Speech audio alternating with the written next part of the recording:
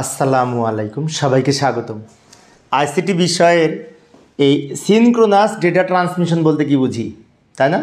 Serial data transmission সাধারণত তিন প্রকার: অ্যাসিনক্রোনাস, সিনক্রোনাস এবং আইসোক্রোনাস। তো পূর্বের ক্লাসে আমি অ্যাসিনক্রোনাস আলোচনা করেছিলাম। আজকে সিনক্রোনাস ডেটা ট্রান্সমিশন বলতে কি বুঝি। তো সিনক্রোনাস ডেটা ট্রান্সমিশন হচ্ছে, এই যে এখানে একটা চিত্র লক্ষ্য করি, এটা একটা কম্পিউটার, এটা একটা কম্পিউটার বা ল্যাপটপ যাই বলি না কেন। তো এই কম্পিউটার থেকে ওই কম্পিউটারে ডেটা স্থানান্তর হচ্ছে, একটা করে ব্লক যাচ্ছে, কিন্তু ব্লক আকারে।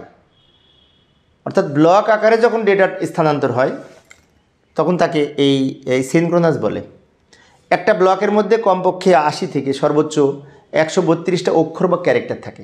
তো আমরা সংজ্ঞাটা এইভাবে লিখতে পারি। এই যে লক্ষ্য করি, যে ডেটা ট্রান্সমিশন সিস্টেমে প্রেরক প্রতিবার 80 থেকে 132টা ক্যারেক্টারের সমন্বয়ে একটি ব্লক তৈরি করে ব্লক আকারে ডেটা ট্রান্সমিট হয়। এই যে ব্লক আকারে ডেটা ট্রান্সমিট হয়, এটুকুই মেন কথা। ব্লক আকারে ডেটা ট্রান্সমিট হয়, 3বার বলেছি আমি। এই সিস্টেমকেই বলা হয় synchronous data transmission system, synchronous.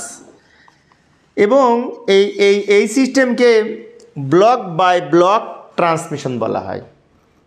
যেমন পূর্বে আমরা যখন অ্যাসিনক্রোনাস আলোচনা করেছিলাম তখন দেখেছিলাম যে একটা করে অক্ষর এক কম্পিউটার থেকে আরেক কম্পিউটারে একটা করে অক্ষর বা ক্যারেক্টার যাচ্ছে, তাই আমরা ওটাকে ক্যারেক্টার বাই ক্যারেক্টার সিস্টেম বলেছিলাম, তাই না? অ্যাসিনক্রোনাসটা হচ্ছে ক্যারেক্টার বাই ক্যারেক্টার সিস্টেম, মানে পূর্বে আলোচনা করেছিলাম অ্যাসিনক্রোনাস। আর সিনক্রোনাসটা হচ্ছে এই ব্লক বাই ব্লক সিস্টেম, অর্থাৎ একটা করে ব্লক যায়, আর একটা ব্লক বা বান্ডেলের মধ্যে কমপক্ষে 80 এবং সর্বোচ্চ 132টা অক্ষর নিয়ে একটা ব্লক তৈরি করা হয়। তো তোমাদের যদি ক নম্বরের জন্য আসে তাহলে উপরেরটুকু লিখলেই হবে 1 মার্কের জন্য, কিন্তু আমি চিত্রসহ উপস্থাপন করেছি। আচ্ছা, এই সিনক্রোনাসের কিছু বৈশিষ্ট্য আছে, একটু আমরা দেখে রাখি, তাহলে এমসিকিউ কাজে লাগবে। আমাদের ক নম্বরের জন্য এটুকু লিখলে হবে। ক নম্বরের উত্তর লেখার জন্য যতটুকু লেখার দরকার উপরে লিখে দিয়েছি। এখন আমরা কিছু বৈশিষ্ট্য এক্সট্রা শিখবো আর এমসিকিউ এর জন্য। একটু দ্রুত লিখলাম সময় সেভ করার জন্য।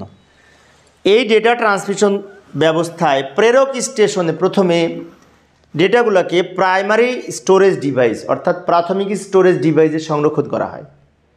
তারপরে ব্লক আকারে ভাগ করে ব্লক একটা করে পাঠানো হয়।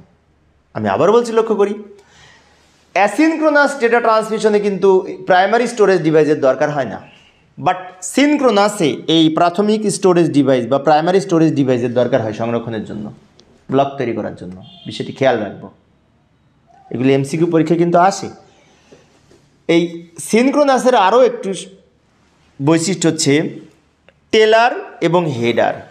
অর্থাৎ এক কম্পিউটার থেকে আরেক কম্পিউটারে যখন একটা ব্লক যাবে, তখন এই ব্লকের শুরুতে একটা হেডার থাকে, যেটা 2 বাইট বা 16 বিট জায়গা দখল করে, এবং আবার শেষে একটি টেলার থাকে, যেটি এই 16 বিট বা 2 বাইট 4 বাইট এক্সট্রা প্রয়োজন হয়, যাকে হেডার টেলার বলা হয় এই সিনক্রোনাস ডেটা ট্রান্সমিশনে।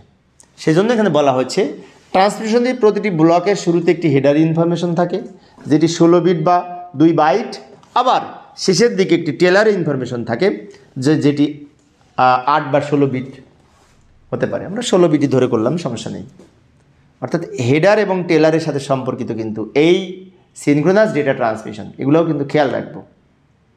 তো প্রিয় শিক্ষার্থী বন্ধুরা, এই ছিল আমার আজকের আলোচনার বিষয়ে। আমি শিক্ষার্থীদের অনুরোধে অল্প অল্প করে আলোচনা করি, যাতে শিক্ষার্থীরা বোরিং ফিল না করে। তো পরের ক্লাসটি দেখার আমন্ত্রণ রইল। খোদা হাফেজ।